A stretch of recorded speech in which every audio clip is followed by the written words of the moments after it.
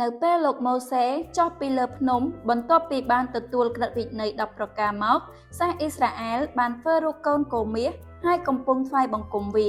លោកម៉ូសេមានសេចក្តីខឹងសម្បារយ៉ាងខ្លាំងហើយបានបោកបន្ទះថ្មដែលគាត់បានទទួលពីព្រះចោលប៉ុន្តែក្រោយមកគាត់ក៏បានរងាប់ចិត្តហើយអធិស្ឋានទូលសូមព្រះឲ្យទ្រង់អត់ទោសដល់សាសអ៊ីស្រាអែលបន្ទាប់មកព្រះជាម្ចាស់បានហៅលោកម៉ូសេម្ដងទៀតលោកម៉ូសេបានឡើងទៅលើភ្នំជាមួយនឹងបន្ទះថ្មថ្មីពីរទៀត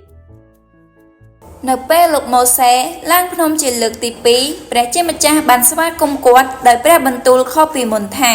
យេហូវ៉ាគឺយេហូវ៉ាដ៏ជាព្រះទ្រង់មានព្រះハរតីមេត្តាករុណាហើយទន់សន្តោសទ្រង់យឺតនឹងខ្ញាល់ហើយមានសេចក្តីសប្បុរសនិងសេចក្តីទៀងត្រង់ជាបរិបូរណ៍ទ្រង់មានសេចក្តីមេត្តាករុណាដល់មនុស្សទាំងពាន់ក៏អត់ទោសចំពោះសេចក្តីទុច្ចរិតសេចក្តីរំលងនិងអំពើបាបប៉ុន្តែទ្រង់មិនរាប់មនុស្សមានទោសទុកជាឥតទោសឡើយទ្រង់ធ្វើទោសចំពោះសេចក្តីទុច្ចរិតរបស់ឪពុកទៅដល់កូនចៅដល់3ហើយ4ដំណរផងលើកទី1លោកម៉ូសេបានរៀនអំពីច្បាប់និងរងឧបោសថប៉ុន្តែការឡើងភ្នំជាលើកទី2នេះព្រះបានចារឹកក្រឹតវិន័យ10ប្រការលើបន្ទះថ្មដោយបង្ហាញដល់លោកម៉ូសេអំពីចារឹកលក្ខណៈរបស់ទ្រង់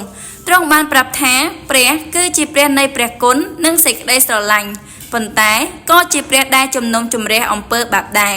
វាហាក់ដូចជាជំនឿរបស់យើងត្រូវបានកសាងឡើងនៅកន្លែងដូចជារោងឧបោសថហើយជាច្បាប់ដែលត្រូវអនុវត្តប៉ុន្តែដែលសំខាន់ជាងនេះទៅទៀតគឺការយល់ដឹងថាតើព្រះអង្គជានរណានៅពេលលោកម៉ូសេឡើងទៅលើភ្នំជាលើកដំបូងគាត់បានរៀនអំពីក្រឹតវិន័យនិងរោងឧបោសថប៉ុន្តែនៅពេលគាត់ឡើងទៅលើភ្នំជាលើកទី2គាត់បានក្លាយជាមនុស្សម្នាក់ដែលបានឆ្លងកាត់បទពិសោធន៍និងស្គាល់នៅលក្ខណៈរបស់ព្រះជាម្ចាស់ផ្ទាល់តែម្ដងនៅពេលគាត់ចុះពីលើភ្នំជាលើកទី2មានអ្វីម្យ៉ាងបានផ្លាស់ប្ដូរនៅលើរូបរាងរបស់លោកម៉ូសេព្រះគម្ពីរចែងថាផ្ទៃមុខរបស់លោកម៉ូសេមានពន្លឺចែងចាំងអ្នកខ្លះនិយាយថាគាត់ថែមទាំងមានដុសស្នែងទៀតផងហេតុនេះហើយបានជាយើងឃើញរូបចម្លាក់លោកម៉ូសេមានស្នែងនៅលើក្បាលនៅក្នុងព្រះវិហារធំៗមួយចំនួននៅអឺរ៉ុបគឺវាអាចទៅរួចទេថាលោកម៉ូសេបាននៅជាមួយព្រះម្ដងទៀតនៅលើភ្នំទើបគាត់ចាប់ផ្ដើមមានលក្ខណៈស្រដៀងនឹងរូបអង្គរបស់ព្រះជាម្ចាស់ខ្លះ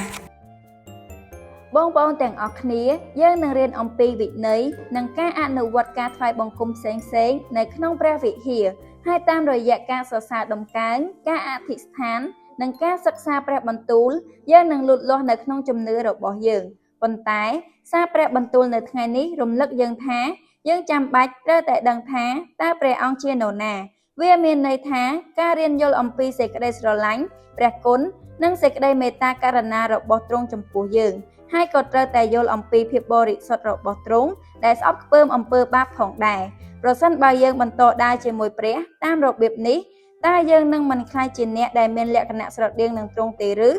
ដូចជាលោកម៉ូសេដែរពន្លឺរបស់ព្រះនឹងស្ថិតនៅជាមួយនឹងយើងហើយប្រសិនបើដូច្នោះមែនយើងអាចបំភ្លឺពិភពលោកនេះដោយពន្លឺនោះបាននោះហើយជាមូលហេតុដែលព្រះយេស៊ូវមានបន្ទូលមកកាន់យើងដែលជាអ្នកបានទទួលពន្លឺរបស់ព្រះថាអ្នករាល់គ្នាជាពន្លឺនៅលោកីយ៍